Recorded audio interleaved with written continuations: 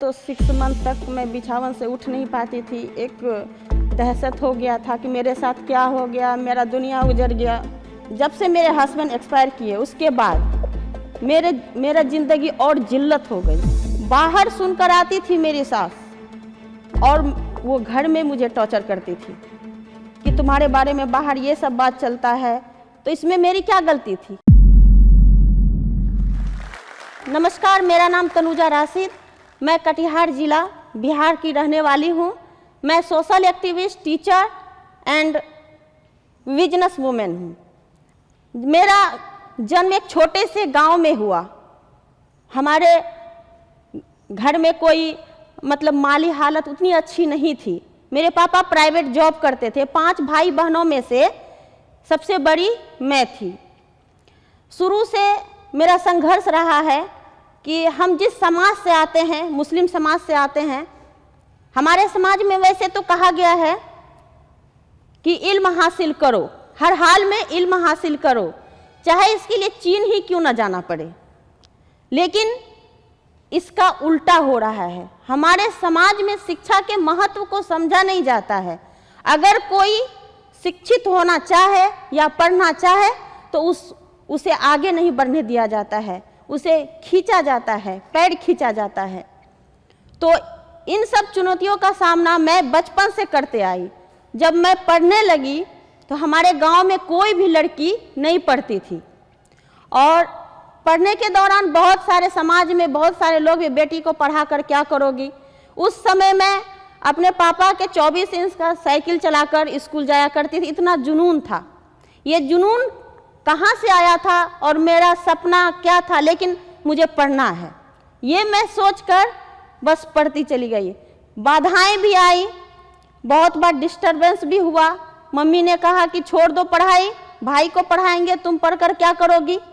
लेकिन मुझे जुनून था कि मुझे पढ़ना है और कुछ करना है, समाज से हट के कुछ करना है। आखिर हमारे समाज की लड़कियां क्यों नहीं पढ़ती है, क्यों इसे रोका जाता है। तो यहाँ पर कुछ दिन बचपन में भी मेरी पढ़ाई गैप हो गई। फिर मैंने घर में जिद करके समझा बुझा कर सबको फिर से मैं स्टार्ट की। तो 8 क्लास में जब मैं पढ़ने लगी तो मेरी उम्र 14 साल के आसपास हो गई थी। तो गांव समाज में होता है उस वक्त 12-14 की हो गई तो शादी करा दो। हमारे जोड़ी की कोई भी लड़की कुंवारी नहीं थी, सबकी शादी हो चुकी थी। मेरे पीछे भी सब लोग पड़ गए, रिश्तेदार, समाज, घर वाले सब मेरे पीछे पड़ गए थे। लेकिन मैं एक ही बात पर अड़ी रही, मैं शादी नहीं करूंगी, मुझे कुछ करना है, मुझे पढ़ने दो। 2 साल बाद मेरी मैट्रिक हुई। इस समय तो मैट्रिक का कोई वैल्यू नहीं है। उस समय 2003 में मैट्रिक कर गई, उसकी बेटी मैट्रिक कर गई, इंटर कर गई, ऐसे बोला जाता था। तो उस वक्त जब मैं मैट्रिक की, हमारे गांव से यानी कि हमारे एरिया से जो एक हाई स्कूल हुआ करता है उसमें से मात्र में 3 मुस्लिम लड़की हम लोग निकले थे। वो हम अपने गांव से सिर्फ अकेली लड़की हम ही थे। तो इसमें भी अब लोगों को लगा कि ये आगे बढ़ने लगी तो इसका जल्दी से शादी करा दो। तो मैं क्या की, मम्मी पापा ने बोला कि नहीं, अब शादी तो हर हाल में होगा। सब लोग नफरत करने लगे थे, क्या जिद पे अड़ी हुई है, हम लोग गरीब आदमी है, कहाँ से पढ़ा लिखा सकेंगे। तो मैंने अंजुम राशिद से शादी की और शादी करने के बाद मैं ससुराल गई।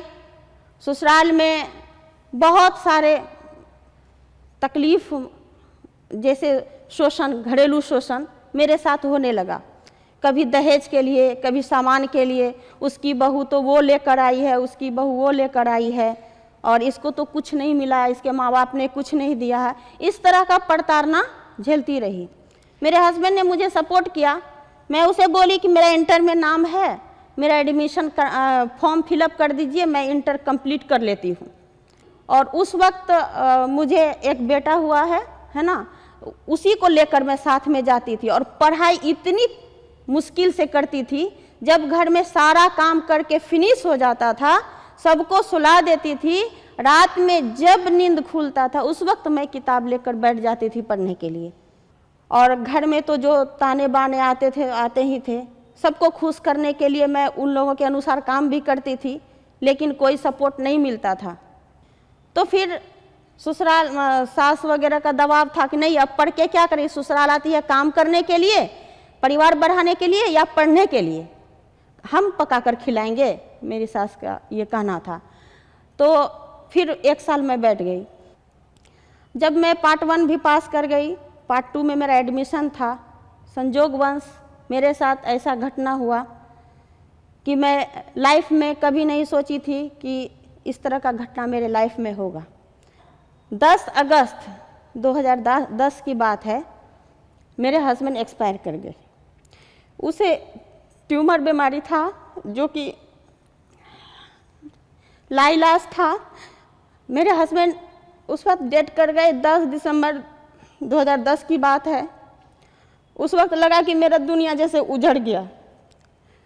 तो उसी दिन मेरा टीचर का ज्वाइनिंग लेटर आया। सभी लोगों ने कहा कि नहीं करेगी, जॉब नहीं करेगी। लेकिन मेरा इच्छा था, एक तरफ तो मेरा फ्यूचर था, एक तरफ मेरा पास्ट था। उस वक्त से मेरे लाइफ में जो टर्निंग आया, आज मैं जो स्टॉक में जो हूँ, उसी लाइफ में जो टर्निंग आया उसके वजह से अब वहाँ मैं रहने लगी। तो धीरे धीरे सबसे पहले तो 6 मंथ तक मैं बिछावन से उठ नहीं पाती थी। एक दहशत हो गया था कि मेरे साथ क्या हो गया, मेरा दुनिया उजड़ गया, अब मैं क्या करूं, कहाँ जाऊं, कैसे रहूं। कभी कभी ऐसा मन होता था कि सुसाइड कर लूं, लेकिन कहते हैं ज़िंदगी जीने का नाम है। मैं खुद को संभाली और जो मेरा बचा हुआ पढ़ाई था उसको मैं कंप्लीट करने की कोशिश की। मैं फिर से पार्ट 2 का एग्ज़ाम का फॉर्म फिलअप की और पार्ट 2 का एग्ज़ाम दिया, फिर पार्ट 3 की और जब से मेरे हस्बैंड एक्सपायर किए उसके बाद मेरा ज़िंदगी और जिल्लत हो गई। मेरी ज़िंदगी में सिर्फ ताने ही ताने रह गए। यही ताने कि ये खा गई, अपने हस्बैंड को खा गई, इसका भाग्य अच्छा नहीं है। और गांव समाज का जो होता है दबाव होता है कि चलो देवर से शादी करा दो इसका। जो भी गांव समाज हमारे घर से बाहर जो बात बनती थी कि इसका शादी करा दो, घर में ही रह जाएगी, बाहर सुनकर आती थी मेरी सास और वो घर में मुझे टॉर्चर करती थी कि तुम्हारे बारे में बाहर ये सब बात चलता है, तो इसमें मेरी क्या गलती थी। बाहर वाले बोलते थे ये सब ताने वाने, घर में छोटी सी छोटी अगर गलती हो जाती उसके लिए मारने तक उठ जाती। जब से मेरे हस्बैंड एक्सपायर किए उसके बाद मेरा ज़िंदगी और जिल्लत हो गई। मेरी ज़िंदगी में सिर्फ ताने ही ताने रह गए। यही ताने कि ये खा गई, अपने हस्बैंड को खा गई, इसका भाग्य अच्छा नहीं है। और गांव समाज का जो होता है दबाव होता है कि चलो देवर से शादी करा दो इसका। जो भी गांव समाज हमारे घर से बाहर जो बात बनती थी कि इसका शादी करा दो, घर में ही रह जाएगी, बाहर सुनकर आती थी मेरी सास और वो घर में मुझे टॉर्चर करती थी कि तुम्हारे बारे में बाहर ये सब बात चलता है, तो इसमें मेरी क्या गलती थी। बाहर वाले बोलते थे ये सब ताने वाने, घर में छोटी सी छोटी अगर गलती हो जाती उसके लिए मारने तक उठ जाती। टीचर का जो जॉब हुआ तो वो तो छोड़ा ही दिया गया। तो मैं वहाँ प्रिंसिपल से रिक्वेस्ट की कि आपके यहाँ टीचर का वैकेंसी है। तो मैम ने कहा आपका इंटरव्यू लिया जाएगा। उसके बाद मैं इंटरव्यू दी, पास कर गई और मेरे बच्चे वहाँ फ्री में पढ़ने लगे। और मैं उस वक्त 2000 रुपये से स्टार्ट की थी अपना टीचर में जॉब। उसके बाद मैं टीचर में जॉब करते हुए जब वहाँ से छुट्टी होती थी, जब मैं घर वापस नहीं जाती थी, मैं सीधे चली जाती थी 12 किलोमीटर दूर, हमारा कटिहार शहर मेरे गांव से पड़ता है, 12 किलोमीटर दूर मैं चली जाती थी। किस लिए? वो सिलाई ब्यूटिशियन का कोर्स करने के लिए, ताकि एक्स्ट्रा इनकम मुझे हो। मैं एक जुनून था कि मैं कुछ करूं। उसके बाद मैं स्कूल में पढ़ाते पढ़ाते मैं एमए में एडमिशन ली, कटिहार जिला में ही। भागलपुर से मेरा ग्रेजुएशन हो गया। उसके बाद मैं एमए में एडमिशन कटिहार जिला में ली और मेरा एमए भी क्लियर हो चुका है। पढ़ाते पढ़ाते मेरे दिमाग में एक आइडिया आया मेरे मन में कि क्यों ना और विडो महिला के लिए कुछ काम किया जाए। मैं पढ़ी लिखी हूँ तो स्कूल में पढ़ाकर, ट्यूशन पढ़ाकर मैं अपना जीवन यापन कर सकती हूँ, लेकिन मेरी जैसी और भी महिलाएं हैं, उसके लिए क्या किया जाए। क्योंकि मेरे पास बहुत सारी महिलाएं थी तुम्हारे स्कूल में कोई प्यून का जगह है, कोई झाड़ू लगाने वाला, पोछा लगा दो, इस तरह का मेरे पास आया करता था। तो मैं सोची एक सिलाई सेंटर खोल देती हूँ इन लोगों के लिए फ्री में, ताकि सीख कर अपना रोजी रोटी चला सके, यानी वो सशक्त हो सके, अपना खुद का अर्न कर सके। तो मैं 2011 में फर्स्ट बार मैं सिलाई का सेंटर खोली।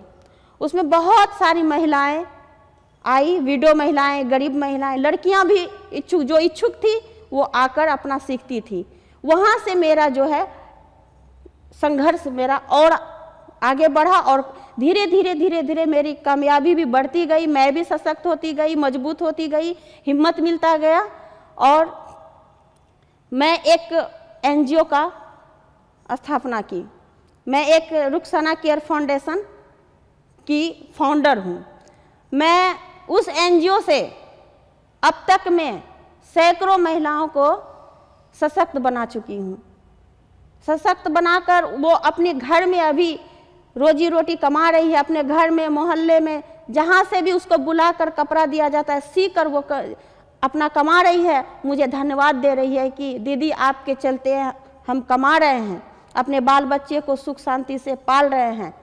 और जो भी महिलाएं हमारे पास आती है, मैं हर संभव प्रयास करके उसका मदद करती हूँ।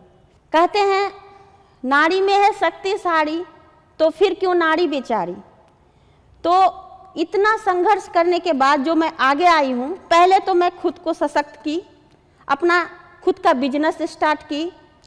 और ज़रूरी नहीं है कि हर कोई टीचर हो, हर किसी का बिजनेस हो, आप हर क्षेत्र में आगे जा सकते हैं। आपको अगर पढ़ाई में आगे जाना है तो आप पढ़ाई में आगे जाइए, ऑफिसर बनिए, टीचर बनिए। अगर आपको हुनर में आगे जाना है, सिलाई सीखिए, ब्यूटिशियन सीखिए। और बिजनेस में आगे जाना है तो बिजनेस में आगे बढ़िए, लेकिन अपने आप को कभी हारा हुआ मत समझिए। ये नारी में बहुत शक्ति होती है, अपने आप को कभी कमजोर मत समझिए। जग पे भारी होती है नारी। मैं आप सभी से यही निवेदन करना चाहूँगी, जो भी महिलाएं हैं, अपने आप को कमजोर मत समझिए, अपने आप को तराशिए। अपने आप को जितना सोना को जलाया जाता है उतना सोना चमकता है। मैं यही कहना चाहूँगी आप सबों से कि खुद को इतना मजबूत कर लीजिए, खुद को इतना मजबूत कर लीजिए, कोई ठोकर मारने से भी सोचे कि हम इसको ठोकर मारेंगे तो हमारे ऊपर क्या बीतेगा। हमारे साथ बहुत सारे चैलेंजेस आए, हमारे गांव समाज से भी बहुत सारे अभी भी आते हैं, लेकिन मैं हिम्मत नहीं हारती हूँ। आज मैं अपने गांव में आयरन लेडी के नाम से जानी जाती हूँ, ऑलराउंडर के नाम से जानी जाती हूँ। क्यों? इसलिए कि मैंने ऐसा किया है। हिम्मत, अभी जो कुछ मेरे साथ हुआ है मैं उसको पीछे कर देती हूँ और हमेशा पॉजिटिव सोचती हूँ। हमेशा लोग मेरे बारे में क्या सोच रहे हैं मुझे नहीं मालूम, लेकिन मुझे अच्छा करना है, हमें पॉजिटिव सोचना है, हमें सक्सेस होना है, हमारा जो लक्ष्य है हमें उस पर पहुँचना है।